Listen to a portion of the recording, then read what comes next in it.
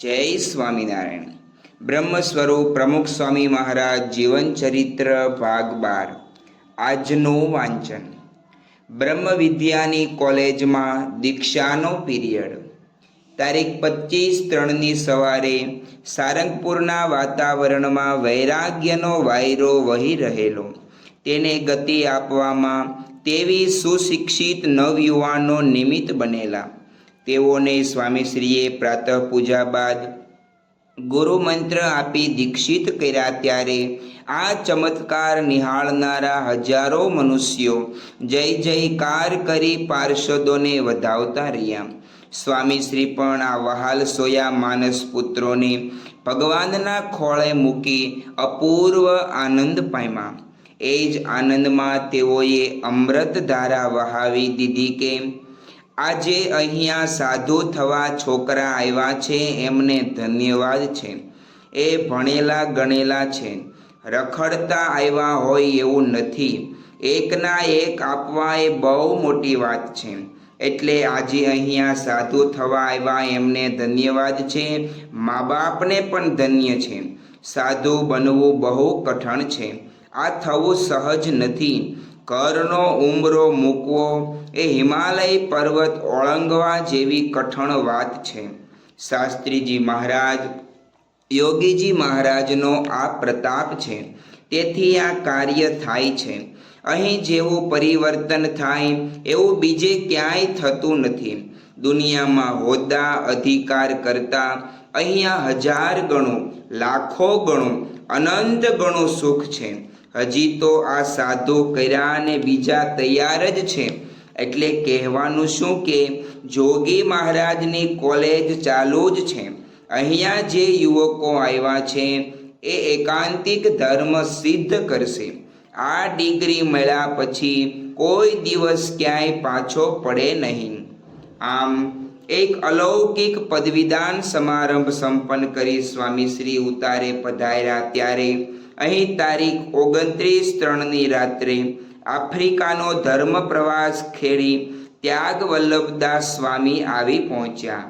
તેઓને ઉમળકાભેર આવકારતા સ્વામીશ્રી બોલ્યા, ત્યાગ વલ્લભ સ્વામીનું એક ધારું જીવન, રસોડું જાણે નહીં. પણ યોગી બાપાએ કહ્યું ને આજ્ઞા અધ્ધર પાળી લીધી. જીવન એમાં ગયું. કોઈ દહાડો કંટાળો નહીં. હરિભક્તોને રાજી કર્યા છે. કોઈ દહાડો આમથી આમ નહીં. જોગી બાપાની આજ્ઞા પાળી મંડ્યા તો આજે લાખ માણસની રસોઈ કરવી હોય તોય વાંધો ન આવે. સ્વામીશ્રી સમયે સમયે સત્સંગના સ્તંભ સમા સદગુરુઓનો મહિમા સૌને સંભળાવતા.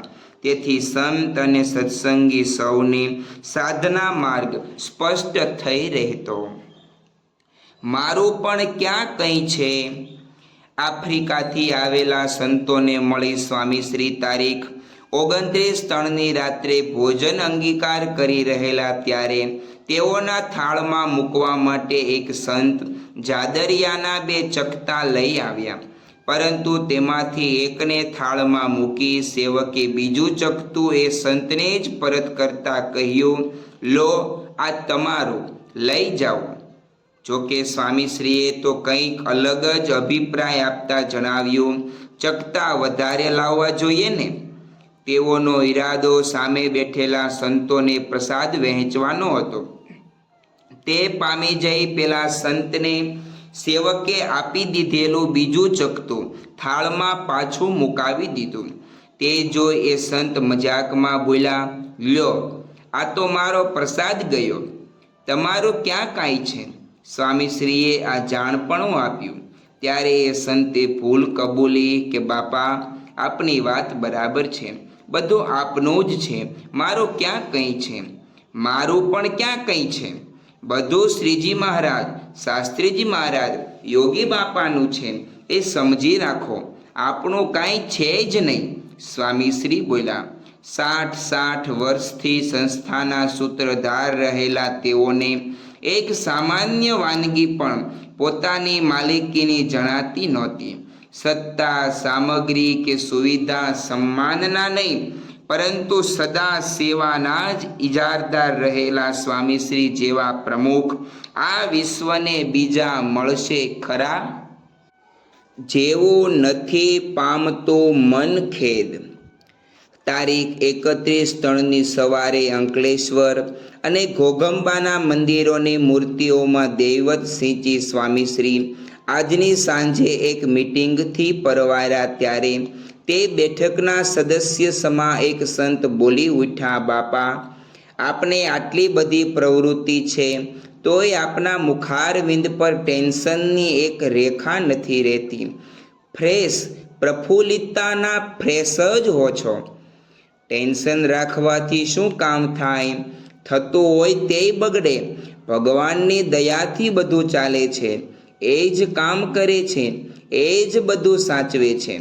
સ્વામીશ્રીના શૈલી સમજ આમ રેલાઈ રહ્યા તારે નારાયણ મુનિદાસ સ્વામીએ પૂર્વાપરના સંદર્ભે પૂછ્યું, બાપા, આપના ખભે કેવું છે?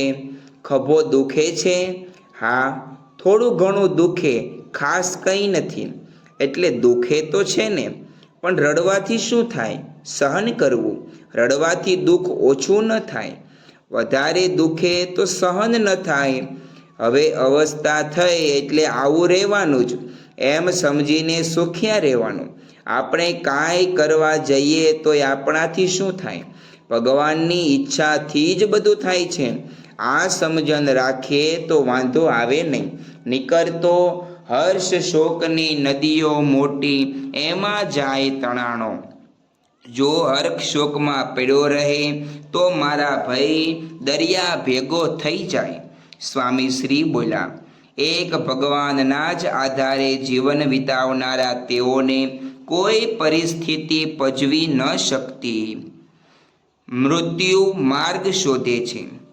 આ અરસામાં દવાના કારણે સ્વામીશ્રીના શરીર પર ક્યારેક જુદી જુદી જગ્યાએ લાલ ચાઠા ઉપસી આવતા. જોકે ઉપચાર કરતા તે પાછા ઓગળી પણ જાય. એવો જ એક ડાઘ તારીખ 1/4ની સાંજે સ્વામીશ્રીના ડાબા પગની પાની આગળ દેખાયો. તેની તપાસ થઈ રહેલી ત્યાં જ કોકે કહ્યું, ઉદરની નીચે પણ આવો ડાઘ હતો જે હવે જતો રહ્યો છે. આ સાંભળી સ્વામીશ્રી બોલ્યા, મૃત્યુ માર્ગ શોધે છે કે ક્યાંથી પ્રવેશવું? ઘડીકમાં અહીં ડાઘ થાય તો ઘડીકમાં ત્યાં થાય. આ શબ્દો સૌ માટે શલ્ય તુલ્ય બની રહ્યા. તેથી એક સંતે કહ્યું, બાપા, આપ તો ભગવાનનું સ્વરૂપ છો. વળી કાળ પણ આપની આજ્ઞા ન લોપે, માટે એ તો આપની પાસે ફરકે જ નહીં. આ જ લયમાં અન્ય એકે જણાવ્યું, અત્યારે તો યુવાન વયમાંય આવું નાનું મોટું થતું રહે છે. આ સાંભળી ભગવાનની ઈચ્છાથી બધું થાય છે એમ પ્રતિભાવ આપતા સ્વામીશ્રીએ ઉમેર્યું, શાસ્ત્રીજી મહારાજ 86 વર્ષ સુધી રહ્યા ને યોગીજી મહારાજ 78 વર્ષ રહ્યા. એ બંને આપમાં છે, માટે આપે શતાબ્દી સુધી રહેવાનું. સંતોએ આ ભાવના પ્રગટ કરી ત્યારે સ્વામીશ્રી બોલ્યા, ભગવાનની જેવી ઈચ્છા, બીજું બધું તો નિમિત્ત જ છે. આમ કહી તેઓએ વાતને વાળી લીધી. શિશુઓ સાથેના સ્નેહ સૌજન્ય. તારીખ 3/4ના રોજ અંગ્રેજી કેલેન્ડર અનુસાર આવેલા શ્રીજી મહારાજના જન્મદિનને અનુલક્ષી સંતોએ મંદિરમાં ઘનશ્યામ મહારાજને મોગરાના વાઘામાં ગરકાવ કરેલા. વળી તેઓ હિંડોળે હીંચતા હોય તેવી શોભા પણ રચેલી. જ્યારે સ્વામીશ્રી દર્શને પધાર્યા ત્યારે તેઓને મોગરાની શેરમાંથી બનાવેલી દોરી આપવામાં આવી. તે હાથમાં લઈ સ્વામીશ્રીએ જાજીવાર સુધી શ્રી હરિને હિંચકાવ્યા. તેને અનુસરતા તેઓએ તારીખ 4/4ની સવારે 22 પાર્ષદોને ભગવા ઓઢાડી તથા એક યુવાનને પાર્ષદી દીક્ષા આપી એક વિશિષ્ટ ભક્તિ અર્ધ્ય શ્રીજી ચરણે ધરી દીધું. આ અવસરે અમૃતધારા વહાવતા સ્વામીશ્રી બોલ્યા, મહિમા સમજાયો પછી કંઈ અધૂરું રહેતું નથી. મહિમા ન હોય તો થાય છે કે ઠીક છે, પણ આપણા દીકરાએ બહુ મોટી ડિગ્રી લીધી છે. આ ડિગ્રી કઈ છે? તો બ્રહ્માસ્મિ, બ્રહ્મની ડિગ્રી મળી ગઈ. આ ડિગ્રી બધાને આપીએ છીએ. તમને એમ થશે કે મારો દીકરો સાધુ થયો અને ખરેખરો થયો તો તમારુંય કલ્યાણ. આટલો જ ગુણ આવી જાય તો એનો પણ અક્ષરધામમાં વાસ થશે. એવું આ સુંદર કાર્ય છે. જોગી બાપાએ મોટો યજ્ઞ આરંભ્યો. એ યજ્ઞમાં આપણે આહુતિ આપી દીધી. ઘણીવાર સમાજને કુટુંબી કહે છે કે તમે આ ભણેલો ગણેલો છોકરો આપી દીધો તે ભૂલ કરી. તો કહેવાનું કે અમે ભૂલ નથી કરી, પણ સર્વોપરી કામ કર્યું છે. સારામાં સારી ડિગ્રી અપાવી છે. આ તમારી મોટામાં મોટી કમાણી છે, દેશ માટે, સમાજ માટે. પણ આ તો બધા કરતાં પરની વસ્તુ છે કે પોતાના આત્માનું કલ્યાણ થાય ને બીજાના આત્માનું કલ્યાણ થાય. આ લોકના પૈસા ટકા, માન મોટપ, કીર્તિ એ બધા જ કરતાં મોટામાં મોટી વસ્તુ આપણે કરી છે, તો એનો ઉમંગ રાખજો.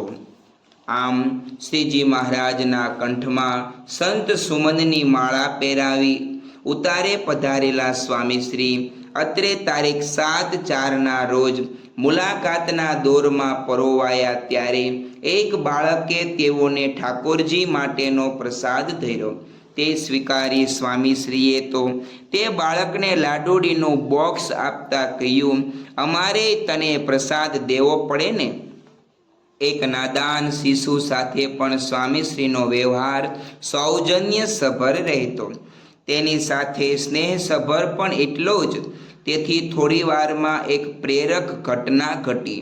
આ સમયે આવેલા એક ભાવિકે પોતાના પુત્રની ફરિયાદ કરતા કહ્યું, બાપા, આને અહીં વિદ્યા મંદિરમાં દાખલ કરેલો, પણ વંડી ઠેકીને ભાગી ગયો. ઓહોહો, બહુ સુરવીર, વંદી કૂદીને ભાગી ગયો? સ્વામીશ્રી બોલ્યા, ફરિયાદી બાપનો સૂર જેટલો તીખો હતો એટલો જ મીઠો સૂર સ્વામીશ્રીનો રહ્યો. એ જ મીઠપથી તેઓએ હીરા પર ચડેલી રજોટી ખંખેરતા હોય તેમ પેલા બાળકને સમજાવ્યું, હવે આમ માયામાંથી કૂદજે, વંડી નહીં. સારું ભણજે, સારું ભણીશ તો સુખી થઈશ. સ્વામીશ્રી પાસે વાળવાની વાત હતી, ધમકાવવાની નહીં. તેઓ વખોડતા ભૂલને માનવીને નહીં. તેથી તેના ગેરવર્તનનું સદવર્તનમાં પરિવર્તન થઈ જતું. સ્વામીશ્રીની આ શૈલી જો પ્રત્યેક વાલી કે વ્યવસ્થાપક શીખે તો તેના કુટુંબ, કચેરીના કુંડે શાંતિ સંવાદિતાના ફૂલ એ જરૂર ખીલે. બધા નવા જ લાગે છે.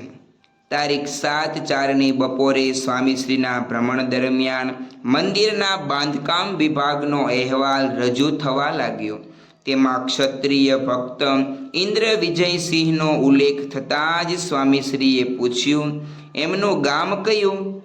આ પૂછપરછથી રજૂ કરતા સંતો અવઢવમાં અટવાયા. તેમાંના એક થોડી વારે અટકળથી કોક નામ બોલ્યા, પણ તે સાંભળી સ્વામીશ્રીએ કહ્યું, એ ગામ નહીં હોય, એની નજીકનું હોવું જોઈએ. એ એંધાણીના આધારે પરમ તૃપ્તદાસ સ્વામીએ પચ્છે ગામ જણાવતા સ્વામીશ્રીએ બરાબર કહી સ્મૃતિ પુરાવી. તેઓ કયા ગામમાં કઈ જ્ઞાતિની જનસંખ્યા વિશેષ વસે છે જેવી વિગતોનું પણ સૂક્ષ્મ અને ઊંડું જ્ઞાન ધરાવતા. તે તેઓનો વ્યાપક અને ગાઢ સંપર્કનું જ પરિણામ. તેનો એક બીજો ચમકારો પણ આજે સૌને આંજી ગયો. સારંગપુરમાં સ્વામીશ્રીના નિવાસ દરમિયાન અત્રે સાધના કરતા સંતો તેઓને વ્યક્તિગત મળીને આધ્યાત્મિક માર્ગદર્શન મેળવી. તે વખતે સ્વામીશ્રી પોતાના અનુભવ અને આત્મીયતાથી સૌના સંશયો છેદે. આ ક્રમમાં આજે ઓરડામાં પ્રવેશેલા યોગી મનનદાસ સ્વામીનો પરિચય આપવાની શરૂઆત જ્યાં વ્યવસ્થાપકે કરી ત્યાં જ સ્વામી શ્રી બોલ્યા, આ રોજ પાણીનો જગ લઈને ઊભા રહે છે એ જ છે ને? રોજ સવારે સ્વામી શ્રી પૂજા બાદ ઉતારે પધારે ત્યારે અહીં પ્રવેશ દ્વારે તેઓના દર્શન માટે સંતોની લાંબી હરોળ ખડી થઈ જાય. તે પૈકીના એક તરીકે હાથમાં જગ લઈ ઊભા રહેતા પેલા સંત પણ હોય, પરંતુ સ્વામીશ્રીનું નિરીક્ષણ એટલું વેધક રહેતું કે સડસડાટ સરકતી વ્હીલચેરમાં બિરાજેલા તેઓ આવી સૂક્ષ્મ નોંધ પણ લઈ લેતા. તેથી જ આ અરસામાં એકવાર મંદિરની લિફ્ટ દ્વારા નીચે ઉતરતા તેઓની નજરે ચોકમાં એકઠી થયેલી સેંકડોની મેદનીમાંથી એક મુમુક્ષુને ઝડપી લીધા. પોતાથી આશરે 70-80 ફૂટ દૂર ઊભેલા સારંગપુરના એ મુમુક્ષુને જોઈ સ્વામીશ્રી બોલ્યા, આ લાલજી આમ તો કુંભાર, પણ બધા તેને પ્રેમથી પટેલ કહે છે. રોજ દર્શને આવી જાય છે, સારા ભગત છે. 90માં વર્ષે પણ સ્વામીશ્રીના ઝીણવટભર્યા નિરીક્ષણના આવા કંઈક દાખલા રોજે રોજ જોવા મળતા. તે સાથે તેઓ તારીખ 7/4ની રાત્રે પોઢવા માટે પલંગ પર બિરાજ્યા. તે વખતે બહાર ચોકમાં શયન દર્શનનો લાભ લેવા સંતો ગોઠવાઈ ગયેલા. તેઓની આગળ બેઠેલા 4-5 ભક્તોનો પરિચય આપી સેવકે સ્વામીશ્રીને કહ્યું, બસ હવે બીજું કોઈ વિશેષ નથી. કેમ, આ બધા છે ને? સંતોને દર્શાવતા સ્વામીશ્રી બોલ્યા, એ તો રોજના છે, પણ એ બધા નવા જ લાગે છે. સ્વામીશ્રીએ જણાવ્યું, સંતાનનો ચહેરો માતાને મન કદી જૂનો થાય તેમ સ્વામીશ્રીની કરુણાસભર કીકીમાં સંત અને સત્સંગી નવાને નવા જ રહેતા. શ્રી સ્વામિનારાયણ ભગવાનની જય. આગળનું વાંચન આવતીકાલે કરીશું. ત્યાં સુધી સર્વે ભક્તોને જય સ્વામિનારાયણ.